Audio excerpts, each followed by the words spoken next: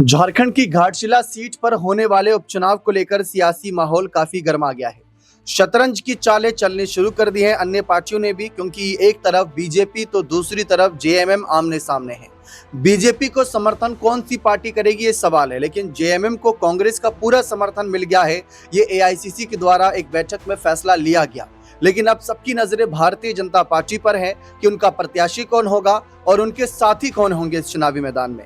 2024 के चुनावी वक्त की भी अगर हम बात करें तो उस वक्त भी माहौल एनडीए वर्सेस इंडिया ब्लॉक का ही नजर आ रहा था, जहां महागठबंधन के साथ जेएमएम पार्टी, आरजेडी, कांग्रेस, वाम दल सहयोग कर रहे थे, तो दूसरी तरफ बीजेपी के साथ आजसू पार्टी का भी सपोर्ट मिल रहा था और कुछ छोटे बड़े दलों का भी यहां पर सहारा था। लेकिन उसके बावजूद बीजेपी को करारी हार का सामना करना पड़ा। लेकिन इस बीच जयराम महतो की काफी बड़ी भूमिका निकलकर सामने आ रही घाटशिला विधानसभा सीट पर जो उपचुनाव होना है। दिवंगत मंत्री रामदास सोरेन जी के निधन के बाद खाली हुई सीट पर उनके बड़े बेटे सोमेश को टिकट देगी जेएमएम, ये लगभग क्लियर है, अभी फाइनल होना बाकी है। और दूसरी तरफ चंपई दास जिस तरीके से अपने बेटे बाबूलाल सोरेन के साथ घाटशिला क्षेत्र में सक्रिय हैं, उसको नजरअंदाज नहीं किया जा सकता। बाबूलाल मरांडी ने भले ही ये कहा हो कि चुनावी समिति इस पर चयन करेगी कि कौन यहां से प्रत्याशी होगा, लेकिन दूसरी तरफ जो छोटी सी पार्टियां हैं, जो छोटी पार्टियां अब अपने अलग पहचान बनाने की उम्मीद में हर चुनाव में उतर रही है, वह है जयराम महतो की जेएलकेएम। जी हाँ, इन्होंने पिछली बार काफी बड़ा खेल बिगाड़ा था।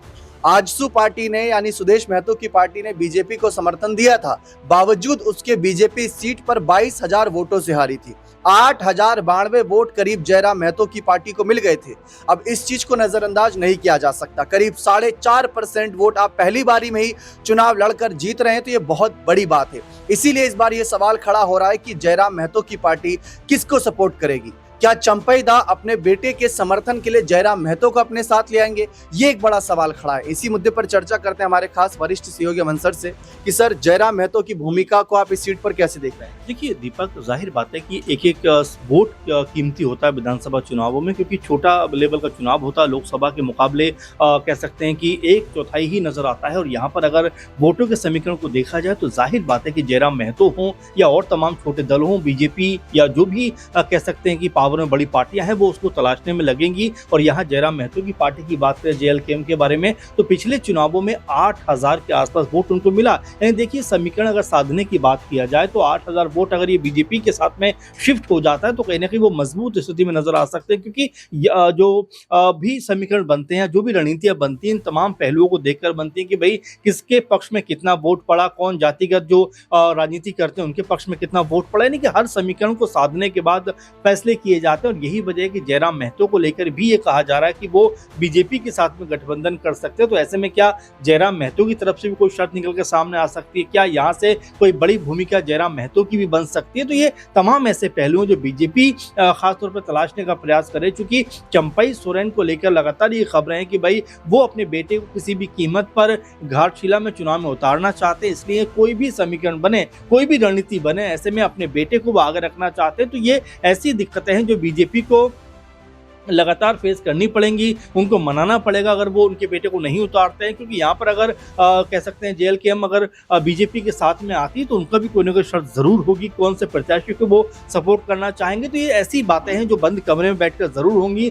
लेकिन इसका असर जो है चंपई सोरेन या उनके बेटे के ऊपर पड़ता हुआ दिखाई पड़ेगा। क्योंकि चंपई सोरेन, देखिए दीपक, अभी भी हार मानने को तैयार नहीं है। लगातार पोस्ट कह सकते हैं रिलीज कर रहे हैं, लगातार लोगों के बीच में बताने का प्रयास कर रहे हैं कि वो और उनका बेटा लगातार उस क्षेत्र के ऊपर निगाह बनाए हुए हैं और अगर कोई हकदार है तो वो उनका बेटा है। तो यहाँ बीजेपी के लिए स्थिति संभालना मुश्किल, और साथ में जो छोटे छोटे दल हैं अगर उनको अपने करीब लेकर आते हैं तो ये बीजेपी के लिए कहीं ना कहीं कहा जा सकता है कि एक लेवल पे खुद को मजबूत करने का प्रयास हो सकता है। क्योंकि 2024 में हमने देखा कि दिवंगत रामदास सोरेन ने जिस तरह की जीत यहाँ पर दर्ज की, जिस तरह का माहौल अपने पक्ष में बनाया, वो बीजेपी कहीं ठहर नहीं पाई। भले ही चंपई सोरेन के बेटे बाबूलाल सोरेन इस सीट के ऊपर थे, लेकिन उसके बावजूद वोटों में कोई बड़ा अंतर पैदा नहीं हो पाया और तो और 22,000 की बड़ी हार उनको नसीब हुई। तो ये तमाम पहलू भी बीजेपी जरूर देखेगी कि भाई अगर हम बाबूलाल सोरेन को टिकट दे रहे हैं तो आखिर उसकी वजह क्या होनी चाहिए, क्या सिर्फ परिवारवाद होना चाहिए? क्योंकि बीजेपी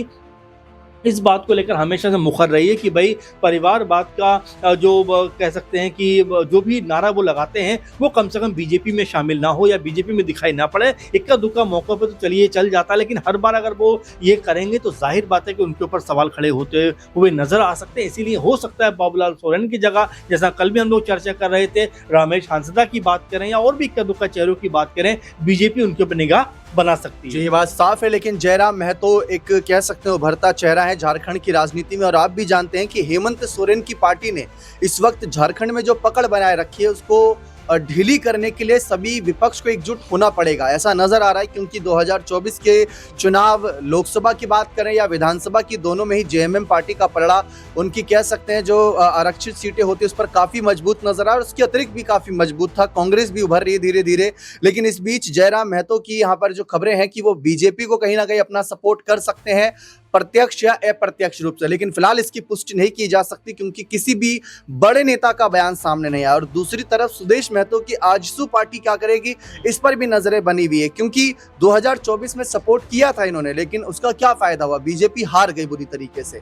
और अब आप ये सोचिए कि यहाँ पर जयराम महतो अगर पहली बारी में ही 4.5% वोट उनकी पार्टी को मिल जाते हैं तो कोशिश तो वो दोबारा करेंगे, अपना प्रत्याशी दोबारा उतारेंगे, ताकि 4% को 10% या 20% तक या 14% तक भी ले गए या 10% ही मान लीजिए, तब भी ये बहुत बड़ी उनकी जीत होगी। क्योंकि ये 2029 की तैयारी होगी। तो सर इसको 2029 का सेमीफाइनल तो नहीं कह सकते, लेकिन एक झलकियां कह सकते हैं कि जो जनादेश 2024 में मिला था हेमंत को, बीजेपी कह रही है कि वो जनादेश मिल गया, लेकिन उस उम्मीदों पर जनता के खरे नहीं उतर रहे हेमंत। तो इस चुनाव वही वाला बनना है। बिल्कुल दीपक, और जाहिर बात है कि बीजेपी इस कोशिश में लगी हुई है कि सरकार के खिलाफ एक माहौल बनाया जाए कि भाई लगभग साल भर का वक्त हो गया, लेकिन अभी भी झारखंड के अंदर जो डेवलपमेंट नजर आना चाहिए था, जो काम दिखाई देने चाहिए थे, वो करने में हेमंत सरकार पूरी तरह से फेल हुई है। और उसके पक्ष में जनता जो है उनको समर्थन करे, उनके पक्ष में वोट करे। अब यहाँ बड़ा सवाल ये बन जाता है कि जिस तरह से हम देख रहे हैं कांग्रेस पार्टी ने अब ये कंफर्म कर दिया है कि भाई उनका समर्थन जेएमएम के प्रत्याशी के साथ रहेगा, आरजेडी भी कम से कम उनके साथ रहेगी। तो तीन बड़े दल अगर एक साथ है तो यहाँ बीजेपी उनके खिलाफ क्या रणनीति बना सकती है, चाहे आजसू की बात करें या हम जो है जयराम महतो की पार्टी की बात करें, ये सब लोग मिलकर कहीं ना कहीं इस प्रयास में जरूर है कि यहाँ पर एक माहौल अपने पक्ष में बनाया जाए। लेकिन क्या वो माहौल बन पाएगा, क्या वो जो एक तरीके से कहें कि एक जो चुनावी जो गणित होता है, क्या उसमें ये लोग फिट बैठ पाएंगे, और क्या यहाँ पर कोई चेहरे को लेकर लड़ाई तो नहीं होगी। जयराम महतो कभी ये ना कह दें कि उनकी पार्टी के प्रत्याशी अगर आप खड़ा करेंगे तो समर्थन करेंगे। तो अभी बहुत सारे इसमें अगर मगर हैं जो आने वाले दिनों में सामने आएंगे। जी, क्योंकि हम उत्तर प्रदेश की सियासत में ऐसा बहुत देखते हैं कि अगर कोई पार्टी समर्थन कर रही है तो वो ये कहती है कि हमारी पार्टी का कैंडिडेट होना चाहिए या हम अपना प्रत्याशी उतार रहे हैं, आप हमें सपोर्ट करिए। तो कुछ ना कुछ शर्तें होती हैं। बीजेपी इस समय सत्ता से दूर है, लेकिन कई राज्यों में उनकी सरकार है। तो जयराम महतो जो एक छोटी पार्टी इस समय उनकी भले ही है, लेकिन धीरे धीरे बढ़ रही है पार्टी। और जयराम महतो ने जिनको हराया था, बेबी देवी को, वो हेमंत सरकार में मंत्री थी। तो ये बात भूली नहीं जा सकती कि जयराम महतो ने एक बड़े प्रत्याशी को हराया था। लेकिन उनका कैंडिडेट क्या जेएमएम बीजेपी को टक्कर दे पाएगा इस उपचुनाव में? और ऐसी स्थिति में चंपईदा क्या करेंगे? जो कोल्हान टाइगर कहे जाते हैं, वो अगर अपने बेटे को टिकट दिलाने में कामयाबी पाते हैं तो उनकी क्या रणनीति होगी? क्या वो यहाँ पर चाल चलेंगे? क्योंकि उन्हें पता है कि इस समय जेएमएम कांग्रेस साथ मिलकर अच्छा कर रही है, वामदल भी सपोर्ट कर रहे हैं, आरजेडी भी सपोर्ट कर रही है। तो बीजेपी सिर्फ अकेले रहेगी तो वो थोड़ा पलड़ा उनका भारी नजर आएगा यहाँ पर जेएमएम का। अब देखते हैं महतो का यहाँ पर क्या फैसला रहता है। बने रहे चैनल के साथ, बहुत बहुत शुक्रिया।